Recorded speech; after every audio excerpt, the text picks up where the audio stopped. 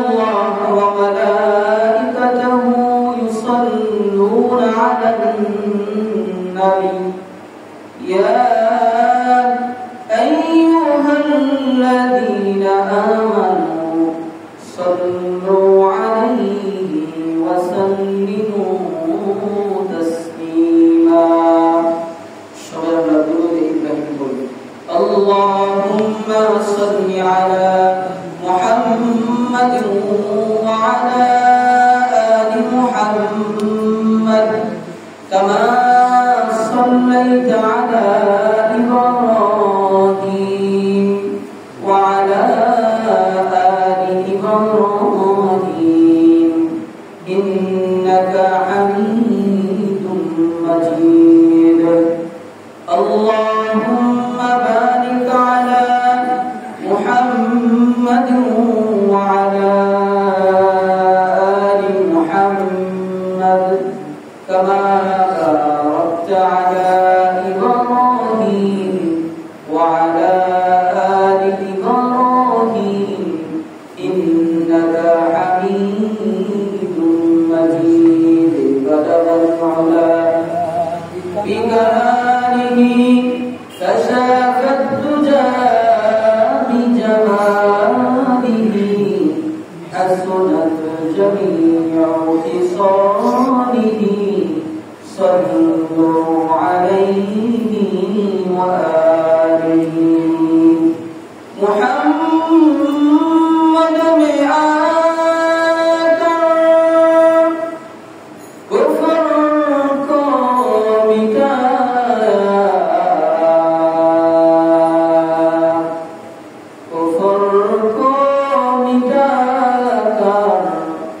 صدقت وتعالى بلغ العلا بكماله كشف الدجى بجماله حسنت جميع خصاله صلوا عليه وآله সবাই মহব্বত একটু জিকির করি লা ইলাহা ইল্লাল্লাহ লা ইলাহা ইল্লাল্লাহ লা ইলাহা ইল্লাল্লাহ লা ইলাহা ইল্লাল্লাহ লা ইলাহা ইল্লাল্লাহ লা ইলাহা ইল্লাল্লাহ লা ইলাহা ইল্লাল্লাহ লা ইলাহা ইল্লাল্লাহ লা ইলাহা ইল্লাল্লাহ বহু দূরে মদিনা কেমনে যাব জানি না বহু দূরে মদিনা কেমনে যাব জানি না দয়াল আল্লাহ দয়া কর দয়াল আল্লাহ দয়া কর ফুরাও মনের কাশনা লা ইলাহা ইল্লাল্লাহ লা ইলাহা ইল্লাল্লাহ লা ইলাহা ইল্লাল্লাহ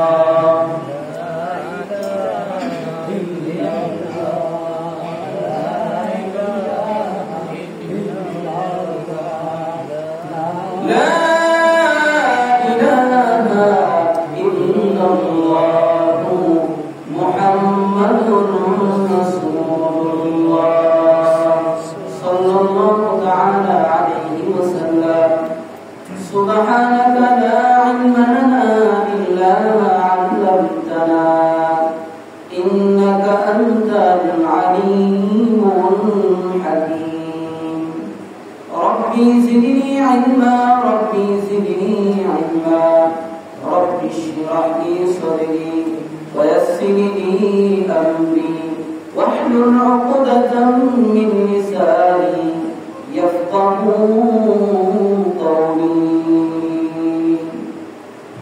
الحمد لله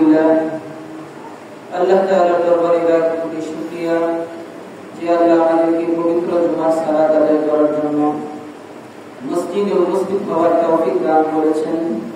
এজন্য বিশ্ব প্রতিপালকের বিশ্ব দরবারে কালিমাতুশ শুকর আদায় করি, সবাই বলি আলহামদুলিল্লাহ।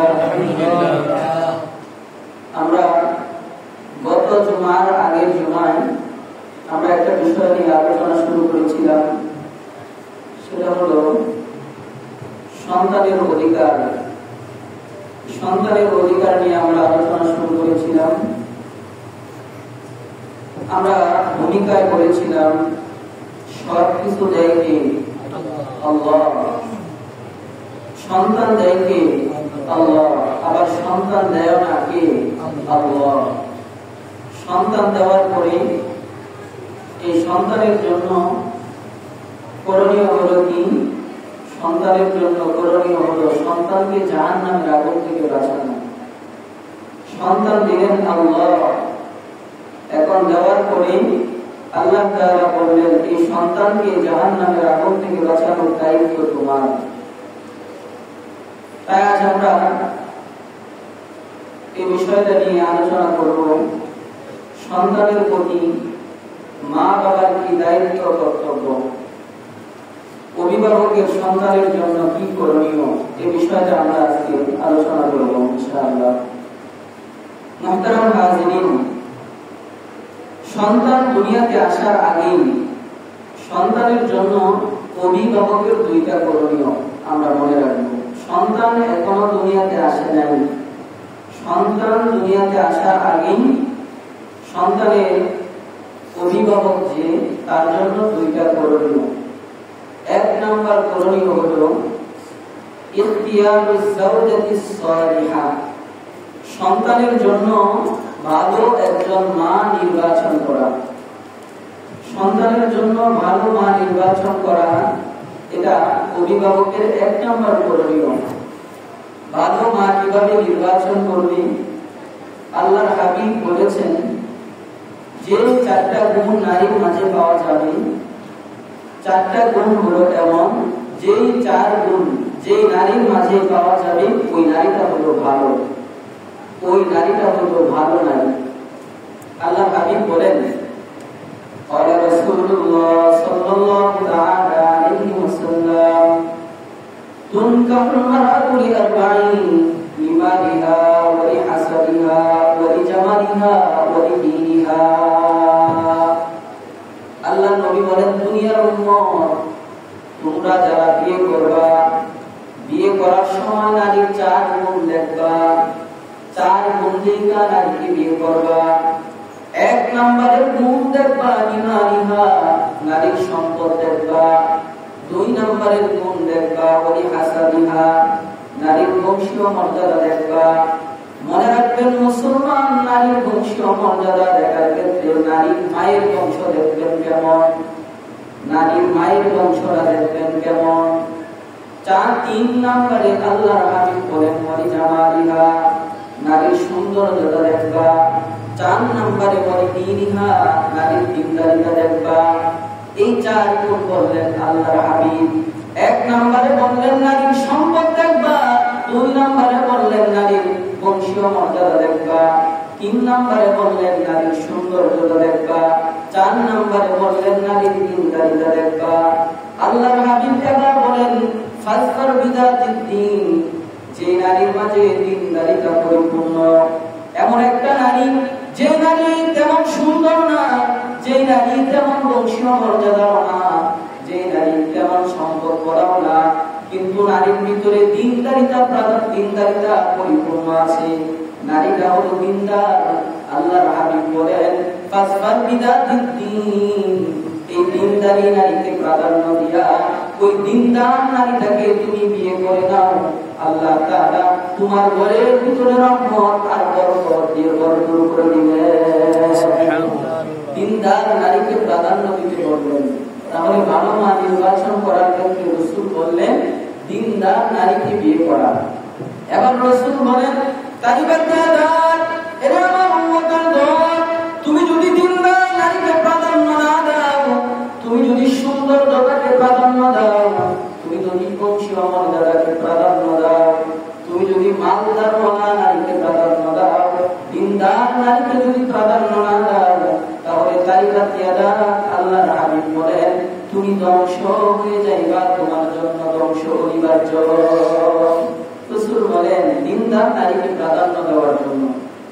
এজন্য আমরা যারা আমাদের সন্তানকে বিয়ে করাবো, বিয়ে করানোর সময় আমরা প্রথমে দেখবো যে মেয়েটাকে বিয়ে করাবো এই মেয়েটা দিনদার কিনা, এই মেয়ের ভিতরে দিনদার আছে কিনা, দিনদারিতা মেয়ের ভিতরে আছে কিনা, এটা আমরা দেখবো।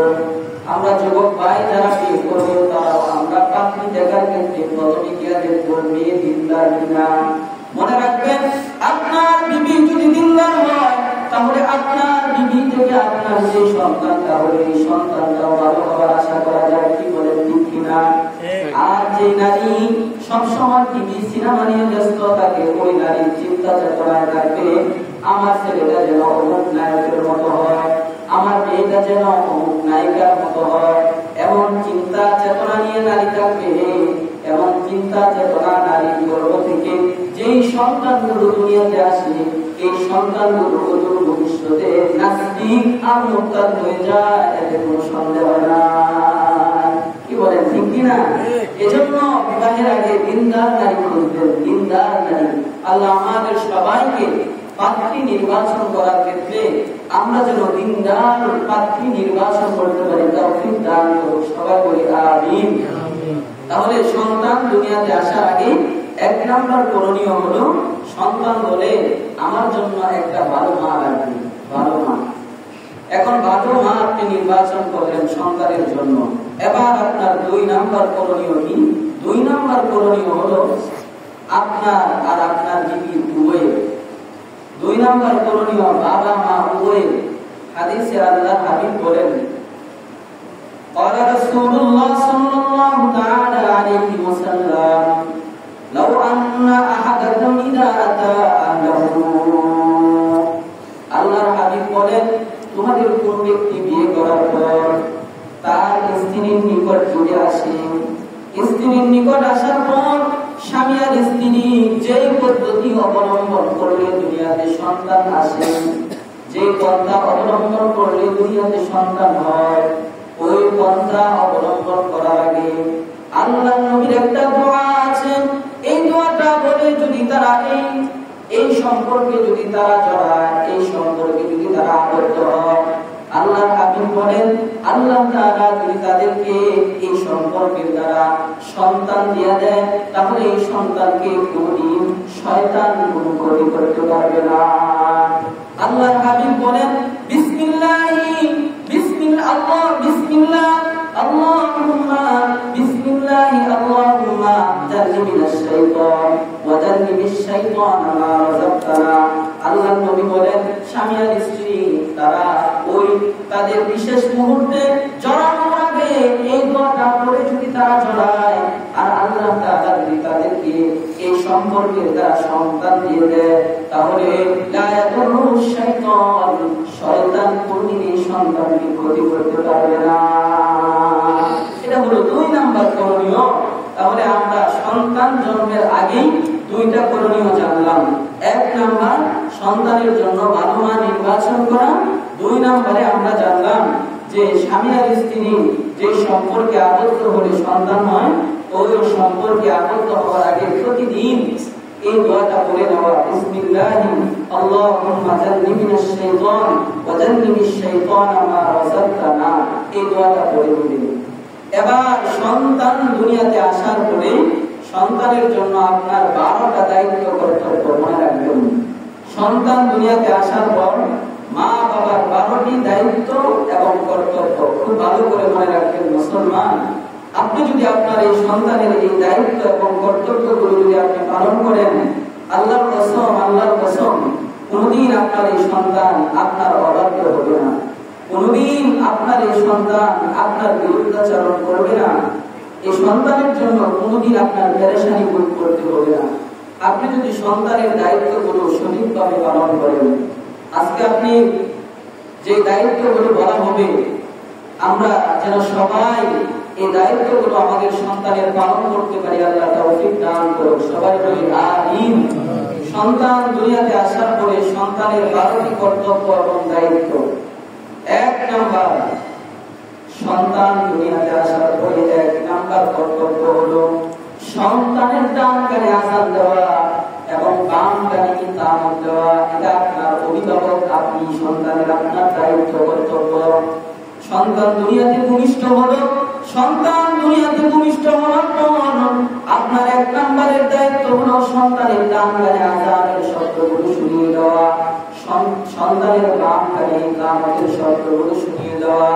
দলিল কি? আল্লাহর হাবিব হাদিস শরীফের ভিতরে বলেন, হাদিসের রাবী হলেন হযরতে উবাইদুল্লাহ ইবনে আবি রাফি, তিনি বর্ণনা করে বলেন, রাআইতু রাসূলুল্লাহ সাল্লাল্লাহু তাআলা আলাইহি ওয়াসাল্লাম আযানা ফি উযুনিল হাসান ইবনে আলী রাদিয়াল্লাহু তাআলা আনহু হিনা ওয়ালাদাতহু ফাতিমা রাদিয়াল্লাহু তাআলা আনহা বিস-সালাত।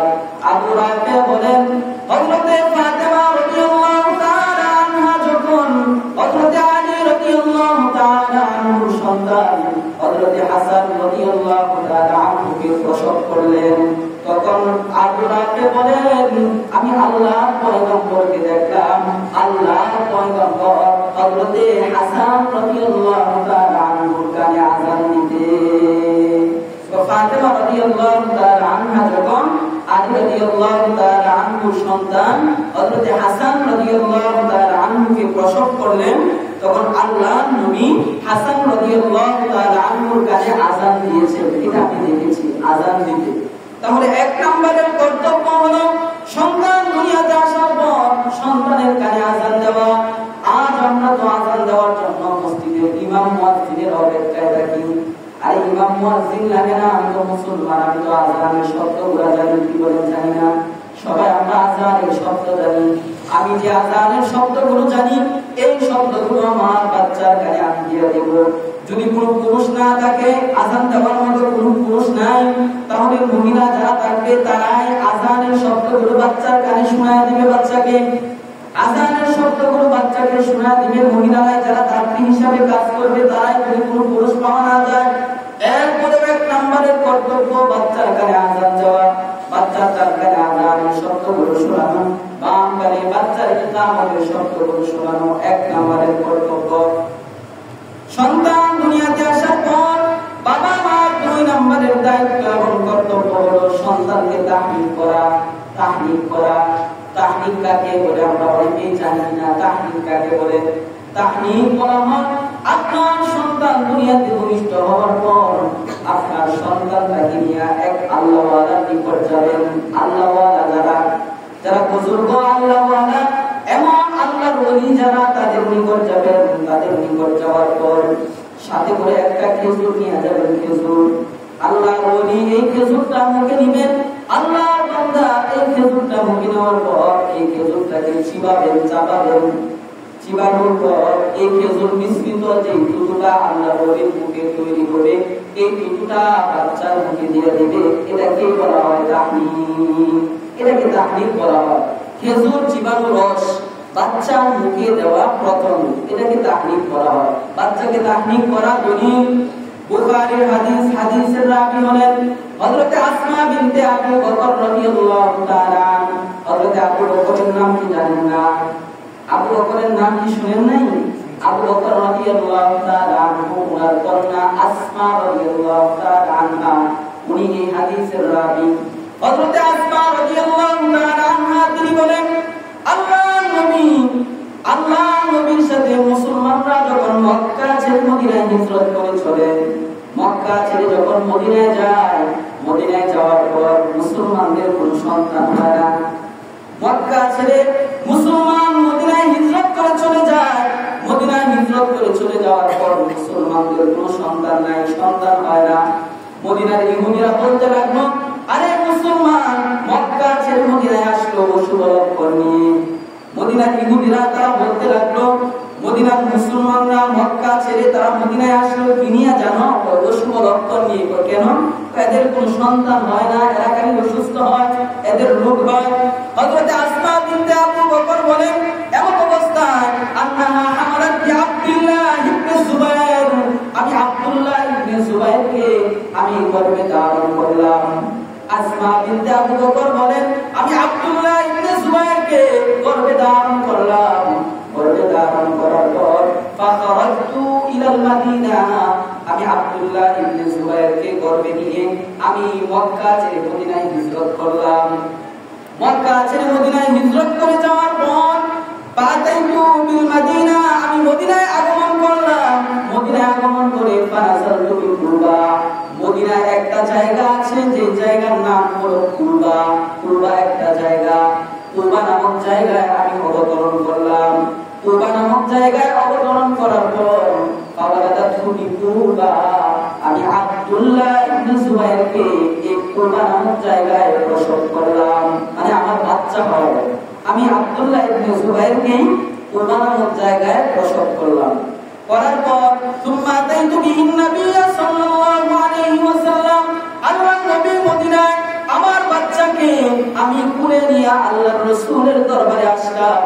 রাসূলের দরবারে আয়েশা ফাওয়াদাতুহু ফি হাজি, আমার এই বাচ্চাটাকে আমি আল্লাহর নবীর কুলে রাখলাম। আমার বাচ্চা নিয়ে রাসূলের দরবারে আসলাম। আসার পর আমার এই বাচ্চা আল্লাহর রাসূলের কুলে রাখলাম। আল্লাহর রাসূল কুলে রাখলেন আমার বাচ্চাকে। রাখার পর সুম্মা দাআ বিতামারিন, আল্লাহর নবী একটা খেজুর আনার জন্য বললেন। একটা তামার মানে খেজুর, একটা খেজুর আনার জন্য আল্লাহর নবী আদেশ করলেন। হযরত আসমা বিনতে আবু বকর বলেন, আল্লাহর নবীর নিকট একটা খেজুর আনা হলো। খেজুর আনার পর সুম্মা মাদাদাহা, আল্লাহর নবী খেজুরটা তার মুখে নিলেন। আল্লাহর নবীর মুখে নিলেন, নেওয়ার পর এই খেজুরটাকে আল্লাহর নবী চাবাইলেন। চাবানোর পর সুম্মা তাফালা ফি, আমার সন্তান আব্দুল্লাহ ইবনে জুবাইরের মুখে আল্লাহর নবী তার খেজুর চিবানোর রস আমার ছেলে, আমার সন্তানের মুখে আল্লাহর নবী দিয়ে দিলেন। এই খেজুর চাবানোর রস এটা আমার সন্তানের মুখে আল্লাহর নবী দিলেন। হযরত আসমা বলেন, ফাকানা আউয়াল শাইইন দাখালা জাওফাহু রাসূলুল্লাহ সাল্লাল্লাহু তাআলা আলাইহি ওয়াসাল্লাম, আমার সন্তান আব্দুল্লাহ ইবনে জুবাইরের পেটে সর্বপ্রথম যে দুনিয়ার যে খাবারটা প্রবেশ করে সেটাই ছিল হযরতে মুহাম্মদুর রাসূলুল্লাহ সাল্লাল্লাহু আলাইহি ওয়াসাল্লামের থুথুর মুবারক। আমার সন্তানের পেটে সর্বপ্রথম দুনিয়ার যে খাবার প্রবেশ করে সেটা হলো রাসূলের থুথু মুবারক। এই তাহনিক করাইলে বাচ্চাদের বরকত হয়, তাহনিক করাইলে বাচ্চারা অনেক বিপদ আপদ থেকে রক্ষা পায়। এজন্য আল্লাহ ওয়ালাদের নিকট নিয়ে বাচ্চাদেরকে তাহনিক করাবে। বাচ্চা ভূমিষ্ঠ হওয়ার পরেই আল্লাহ ওয়ালা যারা বুজুর্গ, যারা আলেম ওলামা, যারা তাদের নিকট নিয়ে বাচ্চাকে তাহনিক করাবে। তাহনিক করালে অনেক বিপদ আপদ থেকে বাচ্চা রক্ষা পায়। আল্লাহ আমাদের সবাইকে বাচ্চার 2 নাম্বার যে অধিকার এটা আমরা যেন পালন করতে পারি, সবাইকে আল্লাহ তৌফিক দান করুন। সবাই বলি আমিন। তাহলে 2 নম্বরে আমরা জানলাম তাহনিক করা। 3 নাম্বার সন্তানের করণীয় কি? 3 নাম্বার করণীয় হলো সন্তানের জন্য, বাচ্চার জন্য দোয়া করা। বাচ্চার জন্য দোয়া করা। দলিল আল্লাহর হাবিব হাদিস শরীফের ভিতরে বলেন, ওই হাদিসের রাবি হলেন হযরতে আম্মাজান আয়েশা রাদিয়াল্লাহু তাআলা আনহা। তিনি বলেন, আন আয়েশা রাদিয়াল্লাহু তাআলা আনহা আন্নাহা ক্বালাত কানা রাসূলুল্লাহ সাল্লাল্লাহু তাআলা আলাইহি ওয়াসাল্লাম ইউতা বিসসিবিয়ান ফাদউ লাহুম বিল বারাকা। আম্মাজান আয়েশা বলেন, আল্লাহর নবীর নিকট বাচ্চাদেরকে আনা হলে, আল্লাহর রাসূলের নিকট যদি বাচ্চাদেরকে আনা হতো তাহলে ফাদউ লাহুম বিল বারাকা, আল্লাহর নবী বাচ্চাদের জন্য বরকতের দোয়া করতেন। রাসূল বরকতের দোয়া করতেন বাচ্চাদের জন্য। এজন্য বাচ্চা দেখলে আমরা বাচ্চাদের জন্য দোয়া করব। রাসূল করতেন এটা।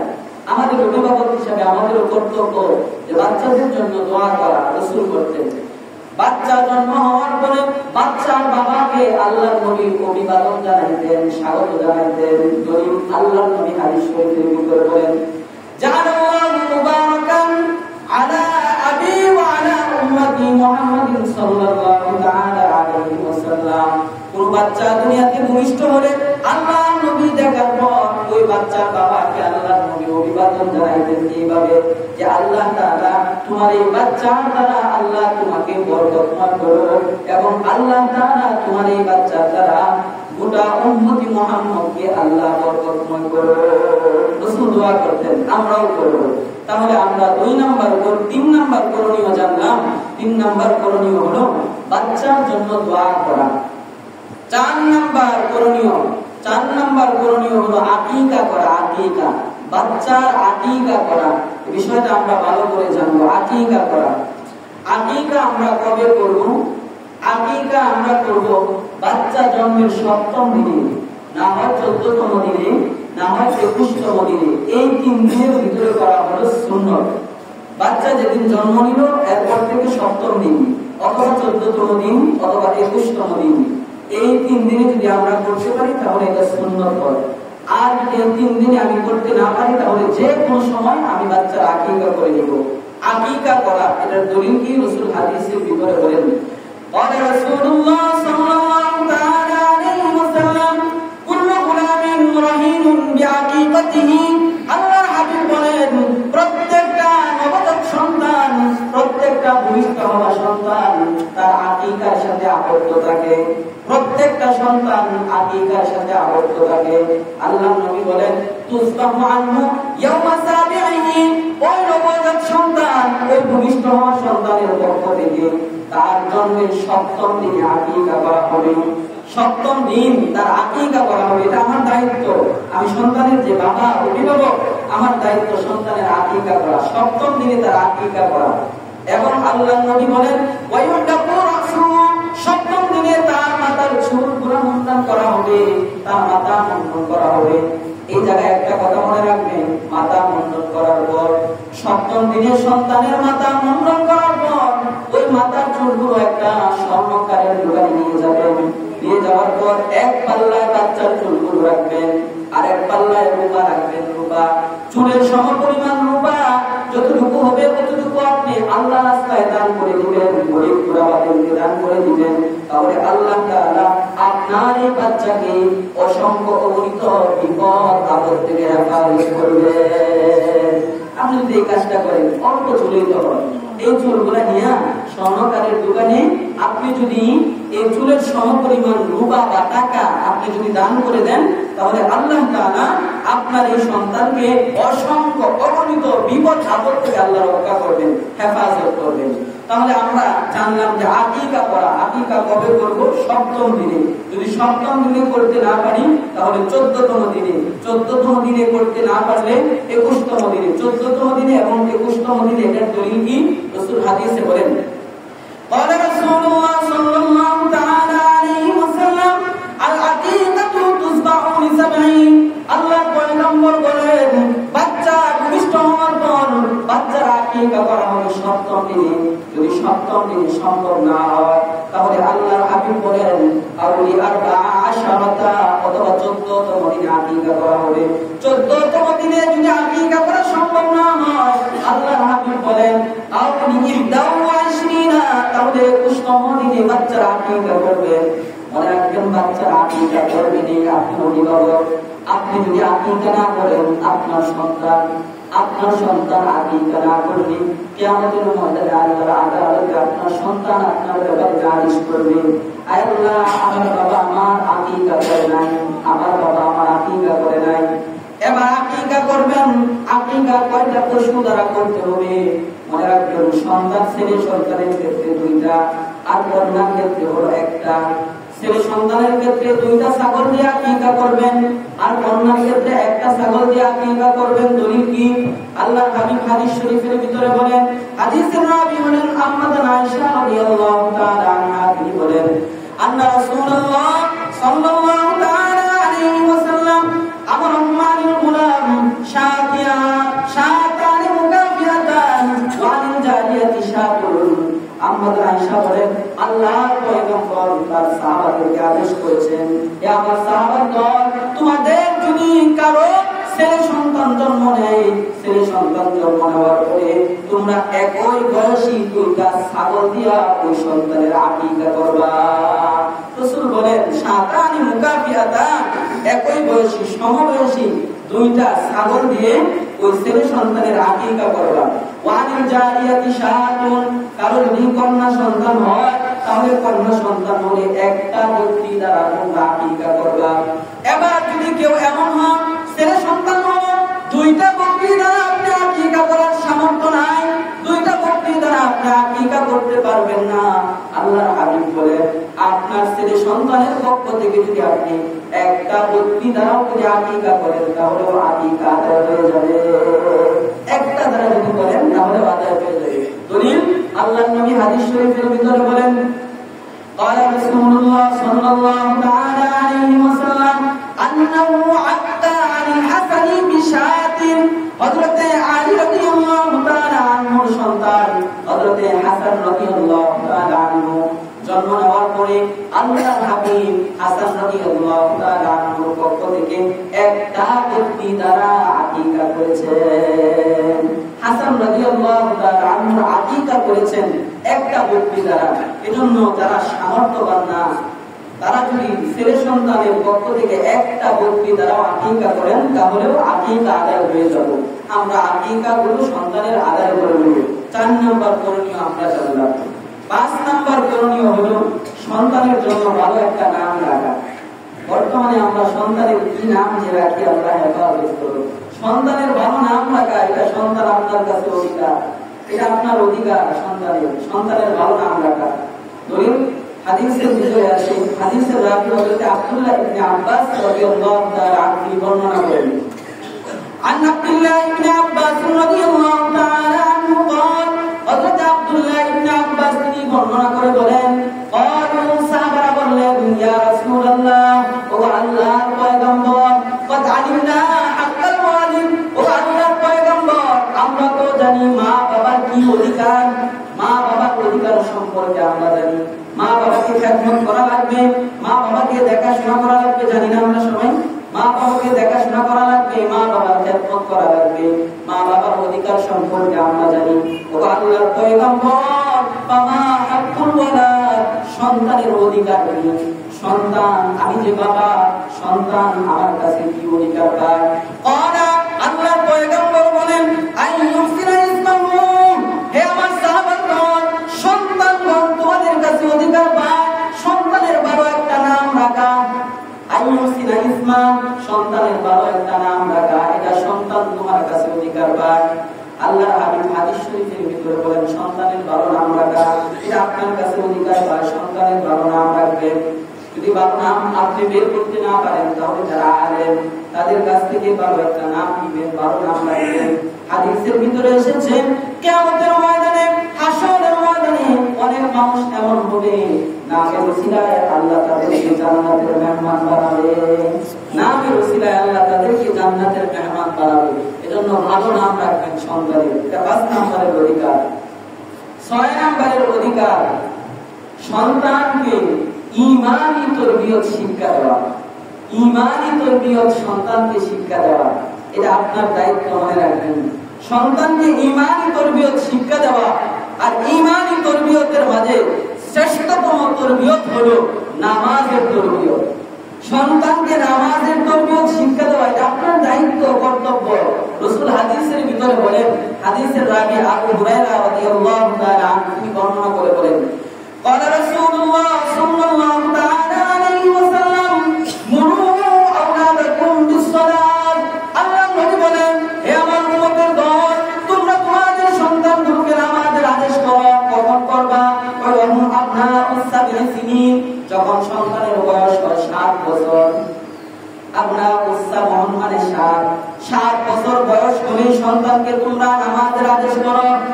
আল্লাহ নবী বলেন ওয়াসরিকুম আলাইহা ওয়া হুম আবনাউ 10 সিনিন। সন্তানের বয়স যখন 10 হয়ে যায়, সন্তান যদি নামাজ আদায় না করে তাহলে সন্তানকে নামাজ পড়ানোর জন্য হালকাভাবে প্রহার করো। এটা আপনার দায়িত্ব।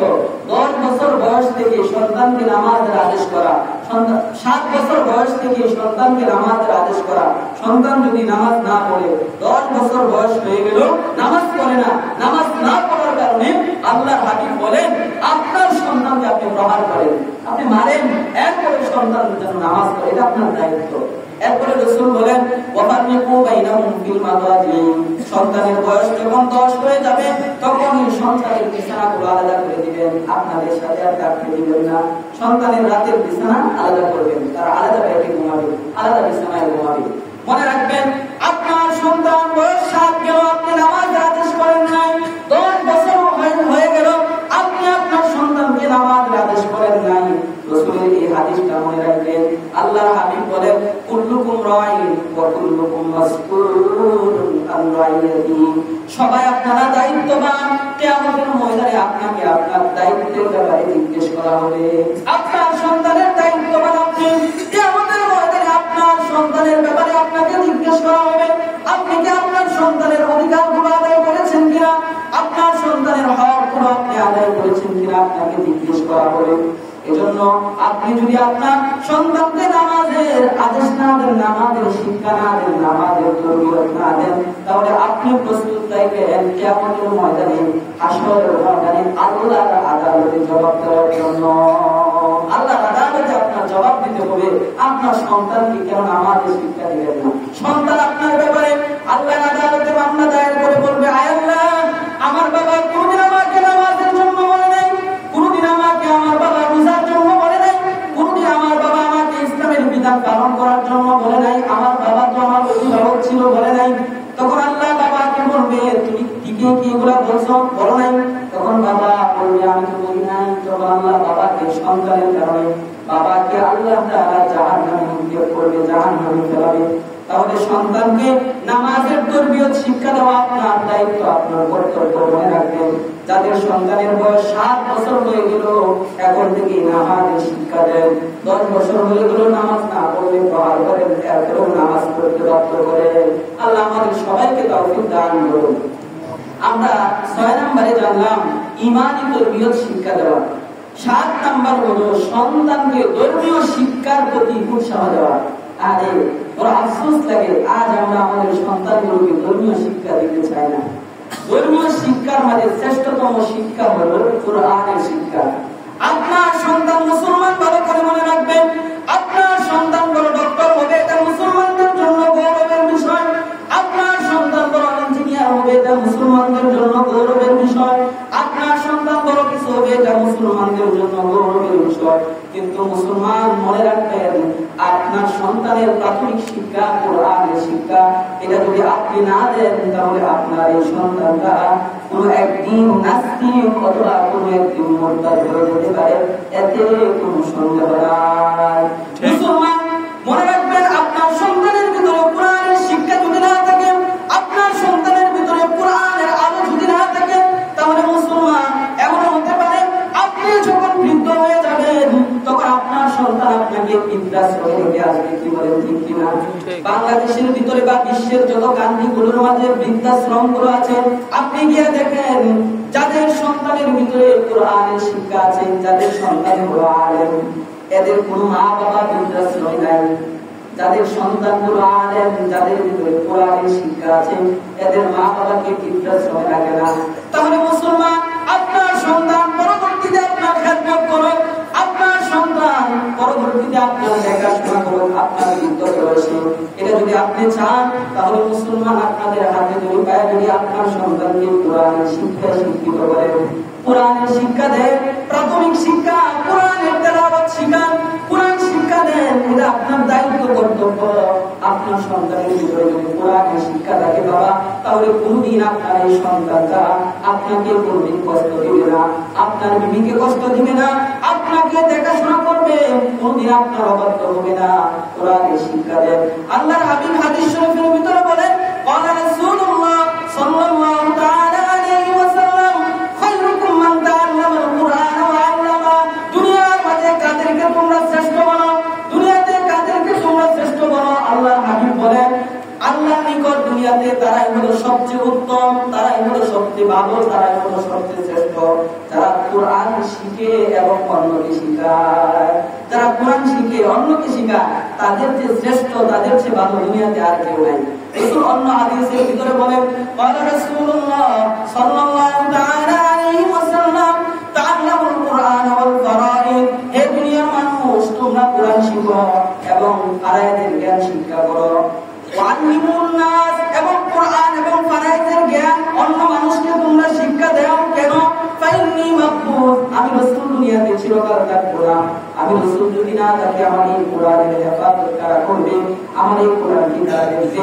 এজন্য তোমরা নিজেরাও কোরআন শিখো এবং অন্যকে কোরআন শিখাও। মনে রাখবেন, আপনার সন্তানকে যদি আপনি কোরআনের শিক্ষা না দেন, তাহলে এই জন্য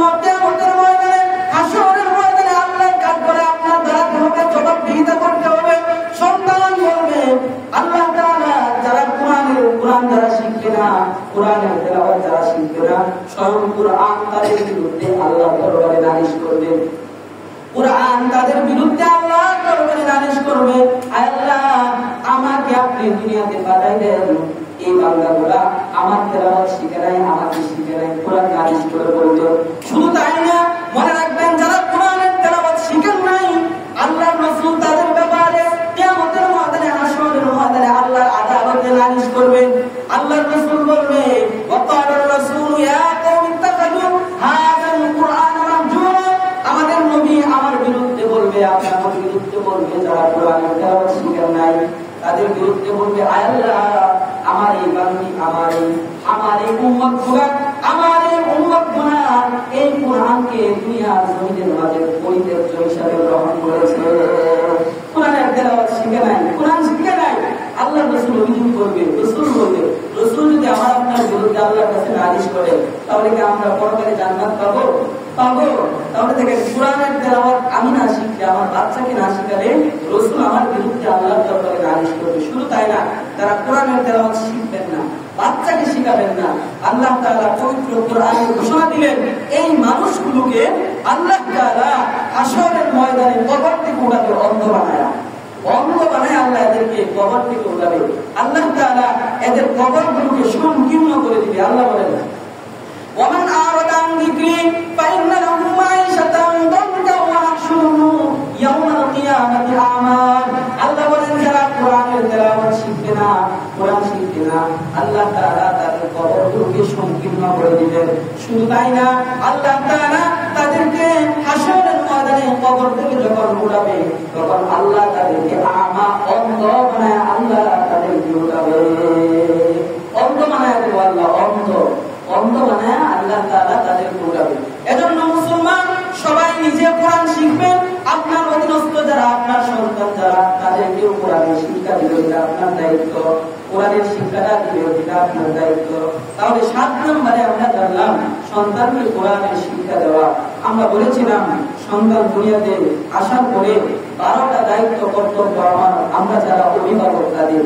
1 নম্বরে আযান দেওয়া, 2 নম্বরে সন্তানকে তাহনিক করানো, 3 নম্বরে সন্তানের জন্য দোয়া করা, 4 নম্বরে সন্তানের আকিকা করা, 5 নম্বরে সন্তানের ভালো একটা নাম রাখা, 6 নম্বরে সন্তানকে ঈমান তরবিয়ত শিক্ষা দেওয়া, 7 নম্বরে সন্তানকে কোরআনের শিক্ষায় শিক্ষিত করা। এই 7টা আমরা জানলাম, বাকি আরো 5টা ইনশাআল্লাহ আগামী সময় বলা হবে। যে 7টা জানলাম আমরা, আল্লাহ তাআলা আমাদের সবাইকে, আমরা যেন সন্তানের 7টা অধিকার যেগুলো জানলাম আজকে, এগুলো যেন আমরা পালন করতে পারি। আল্লাহ আমাদের সবাইকে তৌফিক দান করুন।